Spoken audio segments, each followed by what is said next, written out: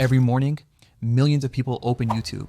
They search for motivation, they play a speech, they feel powerful, they feel ready, and then they do nothing. Here's the uncomfortable truth nobody wants to say out loud. If you constantly need motivation to move, your mind is weak, and it's getting weaker. Every single day, you keep doing this. Now, before you close this video, listen. This isn't an attack on you. This is the most honest thing anyone will tell you today, because I used to be that person, watching David Goggins at 2 a.m., taking notes I never read again, feeling fired up for exactly 20 minutes, then going back to bed. I thought I had a motivation problem. I didn't. I had a mind problem.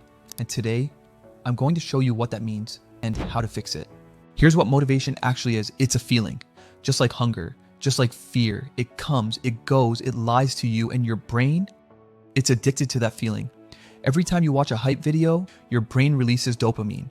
You feel like you're making progress, but you haven't written one word, haven't done one push-up, haven't made one decision. You felt productive without being productive. That's the trap. Psychologists call it mental simulation. Your brain can't fully tell the difference between imagining success and achieving it. So every time you consume motivation content, your brain checks the box. It says, good job, we worked hard today. And just like that, the real work never happens. Strong people don't fall for this. And here's why. Think about the most disciplined person you know. Do they post about grind culture? Do they need a speech to get out of bed? Do they wait to feel ready? No, they move like a machine. Not because they love it, not because they're superhuman, but because they made a decision once and never revisited it. That's called identity-based action. Weak minds ask, do I feel motivated today? Strong minds ask, who am I? And what does that person do? A soldier doesn't decide every morning whether to show up. A surgeon doesn't wait for inspiration before the operation. They act because that's who they are. Motivation is a question. Identity is an answer. And here's the brutal part. Every time you rely on motivation, you're telling yourself something. You're saying, I don't actually believe in what I'm doing, because when something truly matters to you, you don't need a speech. You just move. Let me ask you something. Do you need motivation to eat when you're hungry? Do you need a YouTube video to check your phone in the morning? No, because those things are wired into who you are. The goal you say you want, the body, the money, the discipline, you don't want it yet. You want the idea of it, and that's okay to admit, because the moment you admit that, you can actually change it.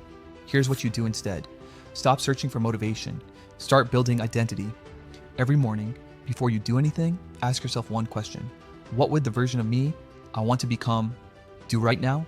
Not the hyped up version, not the YouTube version, the real, calm, focused, silent version.